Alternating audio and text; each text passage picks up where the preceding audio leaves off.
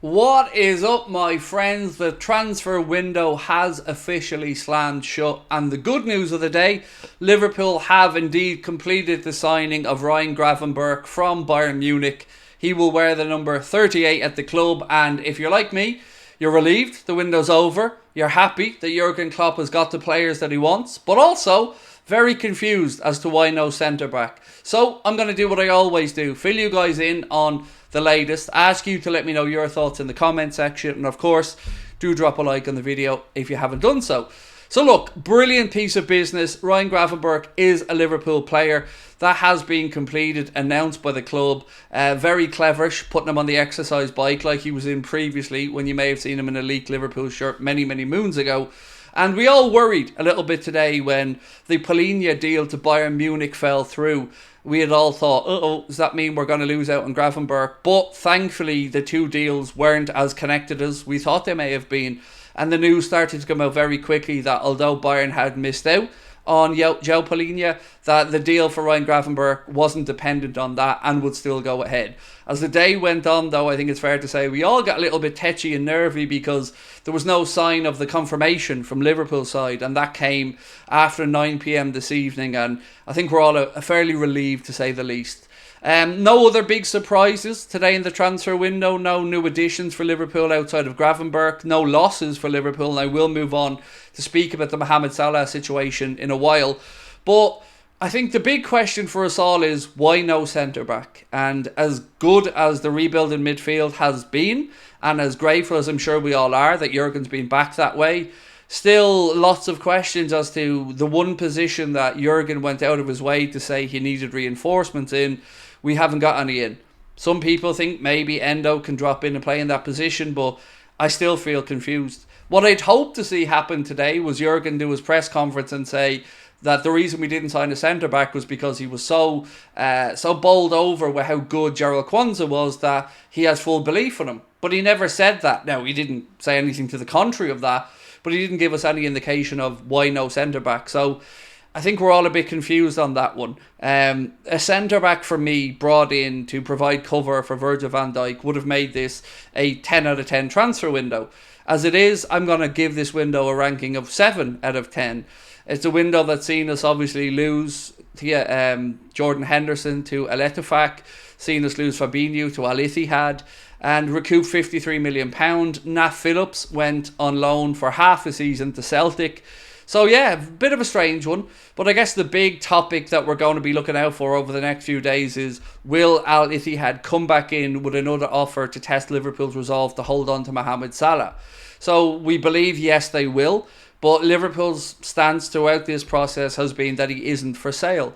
Now, today there was a £150 million offer, including, I think, a guarantee of about £100 million up front and £50 million in add-ons. That was made on a phone call between Liverpool and, I think, the guy that's running the Saudi Pro League transfers. I think that's who it was. And it was a very polite conversation, according to David Ornstein of The Athletic, but Liverpool just turned down the offer. But we all think they're going to come back. Now, the European transfer window, and particularly the English transfer window, ended at 11 p.m. today. But the Saudi transfer window is open until at least September the 7th. I say at least because there's a bit of confusion. Some people think it's September the 7th. Others, including journalists, have suggested maybe September the 20th. But either way, I don't think we've seen the end of this Mohamed Salah saga. And it was a big topic of debate in our live stream today. We streamed for 5 hours today, right throughout the transfer window. And the question that kept coming up was, if they get to 200 million, what do you do if you're John W. Henry, if you're Jurgen Klopp? Because whilst you don't want to lose Mohamed Salah, and nobody does, there will come a number where it just starts to become silliness to say no. And I think 200 million is that number. And if they come back with an offer of 200 million and the player wants to move, I think Liverpool should take it. If Jurgen wants to keep Mohamed Salah and Salah wants to stay, then this isn't an issue. But I've always said the same thing throughout this process. When you hear silence from Remy Abbas and Mohamed Salah's side of this, it worries me, because he's been very quick in the past, Remy Abbas, I mean, to come out and rubbish things or put laughing emojis in. And earlier in the window, he did put out a tweet to say that Mohamed Salah's focused on Liverpool. They signed a new contract and that's where he intends to be. But ever since then, the offer has gone up a few levels from Saudi. There's talk of a wage that would eclipse that of Neymar's and Cristiano Ronaldo's, namely about £1.5 million a week for Mohamed Salah. So I guess the question I want to put forth to you guys is, if 200 million comes in and you were given assurances that Klopp would have that money to spend, what would you do if you were Liverpool Football Club between now and whenever it is that Saudi transfer window slams shut? Because you can look at this through different eyes. You can look at it with fan eyes, thinking, no way, we lose Salah, we're weakened, and that's a very good point.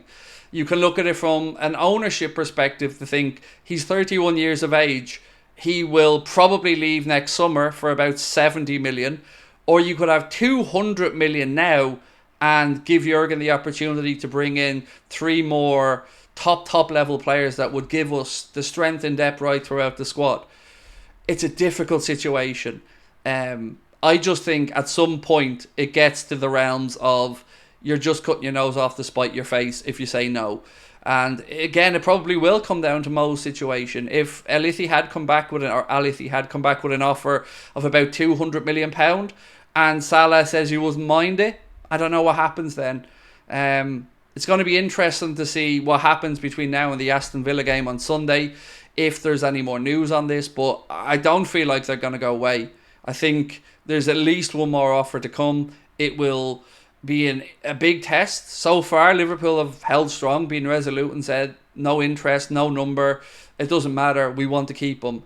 But as I said, everybody in life has a number, and sometimes you just have to think longer term. So it's a tough one, and I'm not going to tell you that my opinion's right and your opinion's wrong, or vice versa. I can understand different viewpoints on this situation, but let's wait and see how it pans out. But for now, what we can say with certainty is that Ryan Gravenberch is a Liverpool player. He will wear the number 38. My own inkling is that if Thiago leaves next summer as expected when his contract runs out, I think maybe we might see Ryan take the number 6 shirt. But he likes the number 8, but he ain't getting that because, of course, Dominic Szoboszlai has that shirt. So another good bit of news in this is we never lost Caoimhín Kelleher, which is a massive plus in this window.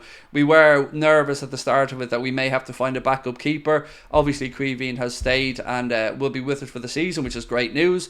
So now we can finally look forward to the season ahead. You know, yes, there's another window coming in January, but right now we know the squad we have and we're ready to rock and roll, and that starts with Aston Villa on Sunday. If Liverpool can get 3 points and go into the international break with 10 points out of 12, I think it's a very good start to the campaign. So that is the latest, my friends. Now it is over to you. Let me know what you think about the Grafenberg signing, the lack of a centre-back, and of course your take on the Mohamed Salah situation. And most importantly though, thank you all for your amazing support. Don't forget to hit that subscribe button, drop a like on the video, and of course let me know your thoughts. Talk to you soon. Bye bye.